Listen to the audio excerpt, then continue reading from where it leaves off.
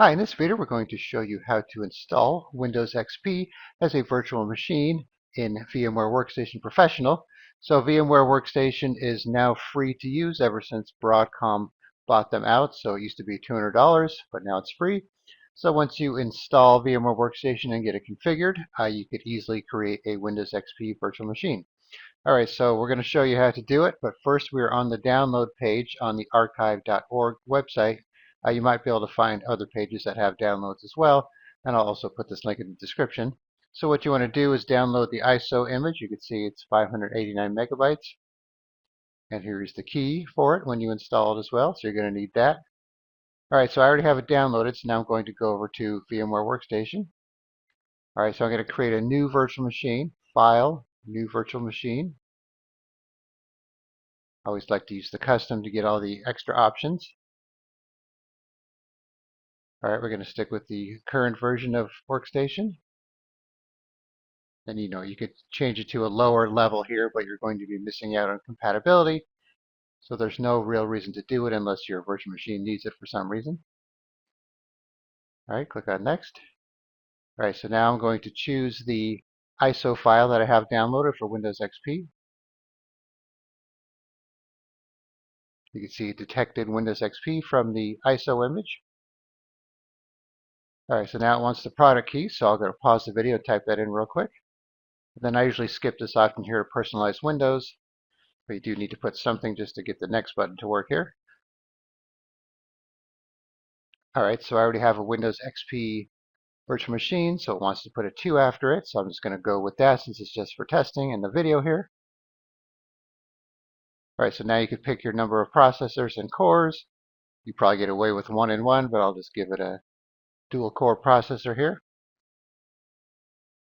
All right, for RAM, it suggests 500 megabytes, but depending on how much you have on your host, you could bump that up.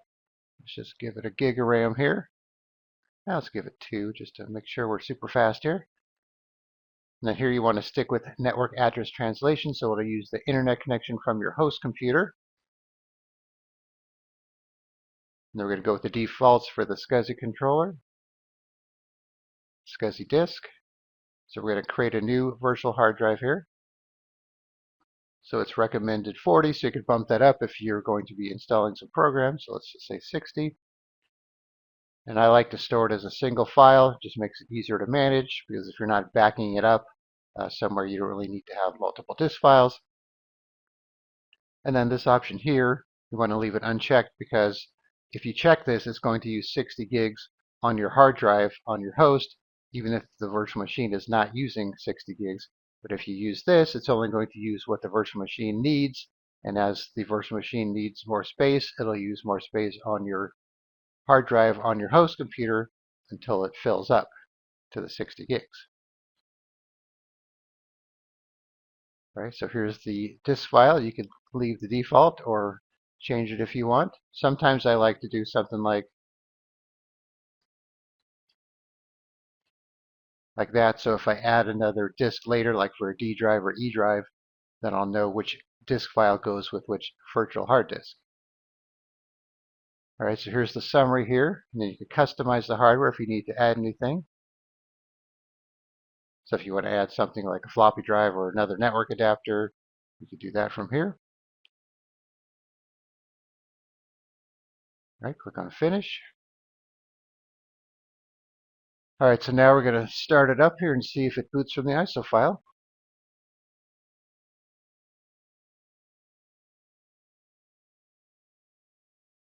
All right, looks like it did.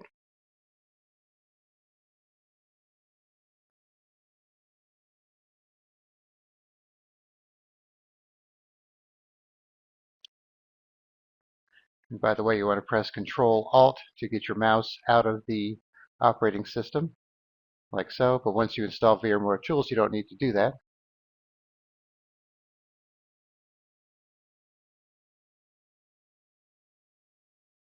All right, so copy and files here. So I'll be pausing the video here and there just so you don't have to sit there and watch the bar go across. All right, so now we're rebooting.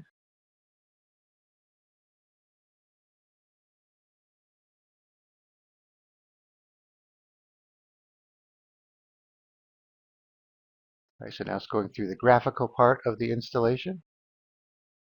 All right, so while we're here, if for some reason it doesn't start the setup process when you turn on the VM, you might have to do this.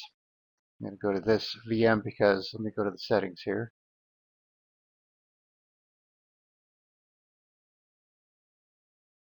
You see this one is using BIOS like Windows XP will be using instead of UEFI, so it's going to look a little different when you go into the BIOS settings. All right, so if I were to right click, power onto firmware,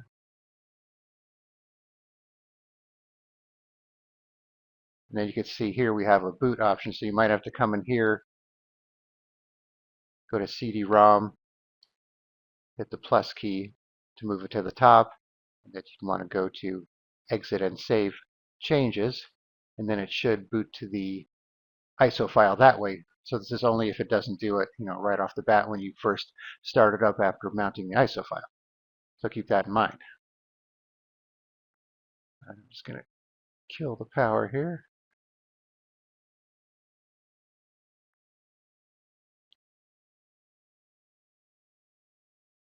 All right, so this will take a few more minutes here, so we'll pause the video once again. All right, rebooting once again.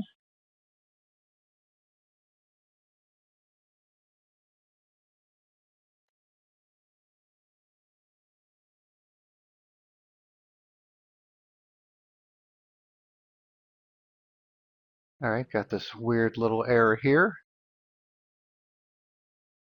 Not sure what it's trying to do, but we'll see if we get past it here. I don't remember if that's normal or not, so you'll have to see if you get the same thing. All right, so now we have our desktop here. Okay, it looks like VMware is actually installing VMware tools on its own, and I saw that because it's doing the kind of manual setup. But if it doesn't, what you want to do is after Windows is installed, come up here, right-click, and pick the option to install VMware tools, and then it should pop up a little notification, like an auto run thing. And if it doesn't, you could just go to File Explorer and then find the virtual DVD-ROM and then run the setup from there. All right, so now we're rebooting after the VMware Tools installation. So the VMware Tools allows you to have, better screen resolution, a smoother mouse and keyboard. That it also allows you to move your mouse in and out of the virtual machine console without having to press Control-Alt. And then also you could do things like copy and paste files and text between your host and your virtual machine. So that could be a little iffy when it comes to copying files. Keep that in mind. All right, so now we have our desktop here. So let's go to Internet Explorer, which is not going to work. Let's see what this says too. See what it corrects it to. Looks like nothing, which makes sense because the resolution's fine, and here you have VMware Tools running down here as well.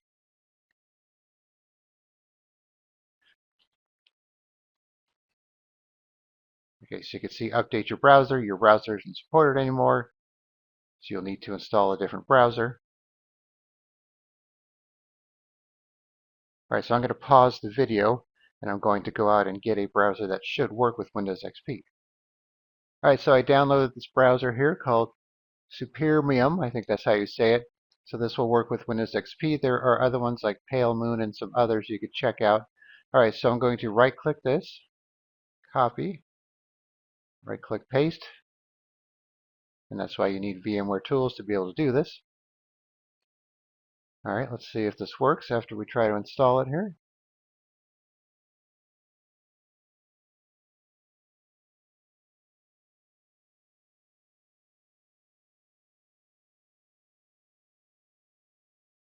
Okay, let's see what happens.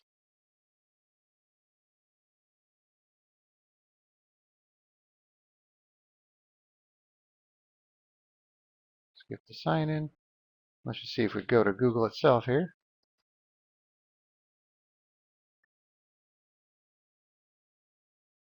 So you search for dogs, for example.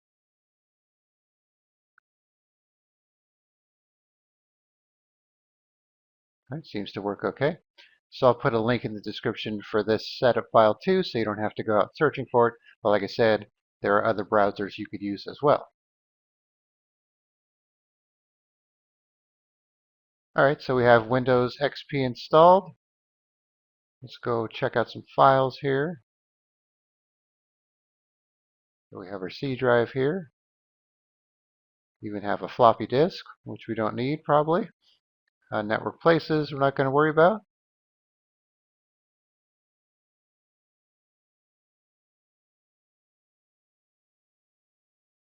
So as you can see here, it made a user account called administrator. So if you don't want to use this, you could just go make a new account for yourself if you choose to do so. Alright, so as you can see, it's not too hard to install.